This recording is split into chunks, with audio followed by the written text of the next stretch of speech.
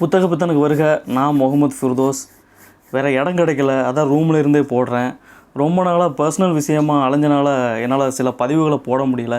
இதில் கொடுமை என்னென்னா, பதிவு போடாத நேரத்தில் ஒரு 6 சப்ஸ்கிரைபர் வந்தாங்க. இவன் என்னடா ரொம்ப நாளாக பதிவே போடலன்னு சொல்லிட்டு அதில் ஒரு 8 சப்ஸ்கிரைபர் வெளியே போயிட்டாங்க.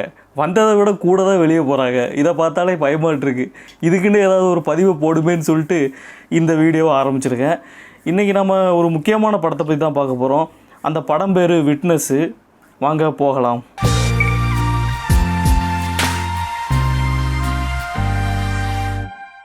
இந்த படத்தோட கதைக்கரு என்னன்னு பார்த்தீங்கன்னா, ஒரு காலேஜ் பையன் மலைக்குழியை சுத்தம் செய்ய போய் இறந்துடுறான். அவன் இறந்ததுக்கு என்ன காரணம், அவன் ஏன் அந்த மலைக்குழியை சுத்தம் செய்யணும், அதுக்கான சாதி அரசியல் என்ன, இதையெல்லாம் பற்றி தான் இந்த படம் பேசுது. படத்தோட ஆரம்பத்தில் செம்மஞ்சேரின்னு ஒரு ஊர் காட்டப்படும். அந்த ஊர் சென்னையில் இருந்து 30 கிலோமீட்டர் தள்ளி இருக்கும். பெரும்பாலும் அந்த ஊரில் இருக்கிறவங்க தான் துப்புரவு தொழில் செய்கிறவங்களாக இருப்பாங்க. அந்த ஊரில் இருக்கிறவங்க மட்டும் அந்த துப்புரவு தொழில் செய்கிறதுக்கான காரணம் என்ன, அவங்க எப்படி அந்த ஊருக்கு வந்தாங்கங்கிறத ரோஹிணி ஒரு இடத்துல அழகாக சொல்லியிருப்பாங்க. நானும் என் வீட்டுக்காரரும் சைக்கிளில் வந்து படம் பார்த்துருப்போம். ஞாயிற்றுக்கிழமை நேரம் பீச்சுக்கு போனோம். அப்படியே செமஞ்சேரி போயிட்டீங்க. நாங்கள் எங்கே போனோம், எங்களை தூக்கியில் வீசிட்டானுங்க. செப்டிக் டேங்க் க்ளீன் பண்ணுறது ஆபத்துன்னு தெரியும். அதனால் விஷவாயு தாக்கப்பட்டு இறப்பாங்கன்னு தெரியும். அப்படி தெரிஞ்சும் ஏன் இந்த மாதிரியான வேலைக்கு முன் வராங்கங்கிறத ஒரு பத்திரிகையாளர் கேட்குற மாதிரி ஒரு காட்சி அமைக்கப்பட்டிருக்கும். அதுக்கு ஒரு கம்யூனிஸ்ட்டு ஒரு பதில் சொல்லுவார். யாருங்க முன் வராங்க இந்த மாதிரி வேலைகளுக்கு? கார்பரேஷன் எந்த சாதியை சார்ந்தாலும் வேலைக்கு எடுக்கிறான்னு பாருங்கள். அதுலேருந்து தெரியும் யார் யாரை ஒடுக்குமுறை பண்ணுறாங்க. படத்தோட இன்னொரு இடத்துல 2 பேர் ஒரு உரையாடல் நடத்துகிற மாதிரி ஒரு காட்சி அமைக்கப்பட்டிருக்கும்.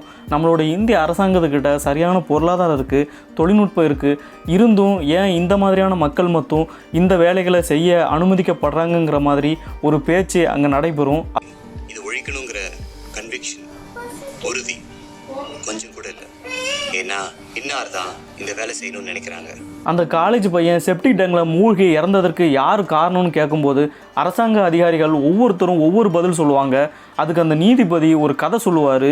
அதுவும் ரொம்ப அற்புதமாக இருக்கும். பாசிங் த பக்ஸ்ன்னு அந்த கதைக்கு பேர் வச்சுருப்பார். அந்த கதை என்னென்னா, இங்கிலாந்தில் இருந்து வட அமெரிக்காவுக்கு குடிபெயர்ந்தவங்க போக்கர்னு ஒரு சீட்டாட்டம் விளையாடுவாங்க. அந்த சீட்டாட்டத்தில் அடிக்கடி அடிதடியும் கொலையும் நடக்கும். அதில் மொதல் சீட்டை யார் போடுறதுன்னு வரும்போது கையில் ஒரு மான் கொம்பு கொடுக்கப்படும். அவங்க சீட்டு நல்லா இல்லாட்டினா அந்த மான் கொம்பை மற்றவங்களுக்கு பாஸ் பண்ணுவாங்க. யாருக்கு அந்த சீட்டு நல்லா இருக்கோ அவங்க தான் அந்த சீட்டை கீழே போடுவாங்க. அப்படி அவங்க சீட்டும் சரியில்லைன்னா அவங்க அடுத்தவங்கள்ட்ட அந்த மான் கொம்பை பாஸ் பண்ணுவாங்க. இதுதான் பாசிங் த பக்ஸு. இந்த மாதிரி தான் அதிகாரிகளும் தனக்கு வர பிரச்சனையை தான் காரணம் கிடையாது, இன்னொருத்தர் தான் காரணம், அவன் தான் பொறுப்புங்கிற மாதிரி பாஸ் பண்ணுறாங்கங்கிறத தான் அந்த நீதிபதி சுட்டி காட்டியிருப்பார். மனித கழிவுகளை மனிதனே அகற்றும் தடை சட்டம் 2013 நிறைவேற்றப்பட்டும் கடந்த 5 ஆண்டுகளில் மனித கழிவை தொட்டிகள்லையும் குழாயிலையும் சுத்தம் செய்து இறந்தவர்களோட எண்ணிக்கை மட்டும் 340 இருக்கிறதையும் இந்த படத்தோட முடிவில் காட்டப்பட்டிருக்கும். இந்தியாவும் உலகமும்னு ஒரு புத்தகம் இருக்குது. அது இந்த இந்து நாளிதழ் வெளியிட்டிருக்கு. அந்த புத்தகத்தை எழுதுனது P.A. கிருஷ்ணன். அது 2013 இருந்து 2015 உள்ள கட்டுரைகளின் தொகுப்பாக இருக்கும்.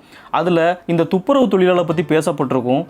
இந்தியாவில் மட்டும் 15 லட்சம் துப்புரவு தொழிலாளர்கள் இருக்காங்க. அவங்களோட நிலைமை இன்னும் சீரடைஞ்சதாக இல்லை. உதாரணத்துக்கு மும்பை நகரத்தை மட்டும் எடுத்துக்கிட்டோன்னா அங்கே 4000 துப்புரவு தொழிலாளர்கள் இருக்காங்க. ஆனால் அங்கே 50,000க்கும் மேற்பட்ட பாதாள சாக்கடைகள் இருக்குது. அந்த பாதாள சாக்கடையில் இறங்கி வெறும் கம்பியையும் மூங்கில் குச்சியும் வச்சு சுத்தம் செய்கிறாங்க. தலைக்கு மட்டுமே ஒரே ஒரு கவசம் வச்சுருக்காங்க.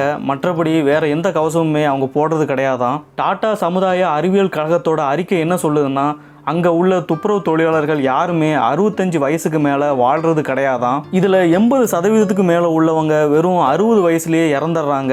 இவங்களோட சம்பளம் என்னன்னு பார்த்தீங்கன்னா, ஒரு நாளைக்கு 270 ரூபா தான். 25 நாள் வேலை பார்த்தோன்னா 7000 ரூபா கிடைக்கும். அதே அறிக்கையில் இந்திய தொழிலாளர்களோட சம்பளத்தை பற்றி கூறும்போது 1999 இருந்து 2007 வரைக்கும் விலைவாசி உயர்வை கணக்கில் எடுத்துக்கிட்டால் கூட வெறும் 1% தான் உயர்ந்திருக்கு. ஆனால் அவங்களோட உற்பத்தி திறன் 5% இருக்குது. இப்போ இந்த படத்தை எடுத்துக்கிட்டால் கூட முன்னாடி எல்லாம் அரசாங்கம் தான் இந்த தொழிலாளர்களுக்கு சம்பளம் கொடுத்துட்டு இருந்துச்சு.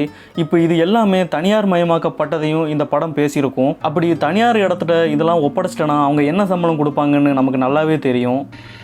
மாநகராட்சி கட்டுப்பாட்டில் இந்த வேலையை தனியார் கம்பெனி கொடுத்து இப்போ மல்டி கார்பரேஷன் கம்பெனி கொடுத்துட்டாங்க. ஆனால் தொழிலாளிக்கு சம்பளம் மாதம் 5000 ரூபா தான். ஒரு நாள் லீவ் போட்டு 1000 ரூபா போச்சு. இந்த மக்கள் கீழ் சாதிங்கிறதுனாலேயே அவங்களுக்கு கொடுக்கப்படுற மரியாதையும் அவங்க எப்படி நடத்தப்படுறாங்கிறதையும் இந்த படம் பேசியிருக்கும். இந்த படம் ஒரு முக்கியமான படம். ஏன் இந்த படத்தை யாருமே கவனிக்காமல் விட்டாங்கங்கிறது தான் எனக்கு ஒரு மன வருத்தமாக இருக்குது. இந்த படத்தை பார்த்தவங்க அவங்களோட கருத்தை நம்ம கமெண்டில் தெரிவிங்க, பார்க்காதவங்க பார்த்துட்டு தெரிவிங்க. அப்புறம் நம்ம சேனலை மறக்காமல் லைக் பண்ணுங்கள், கமெண்ட் பண்ணுங்கள், ஷேர் பண்ணுங்கள், சப்ஸ்கிரைப் பண்ணுங்கள். ஏற்கனவே சப்ஸ்கிரைப் பண்ணி வச்சுருந்தேன்னா அவங்களுக்கு நான் நன்றியை தெரிவிச்சுக்கிறேன்.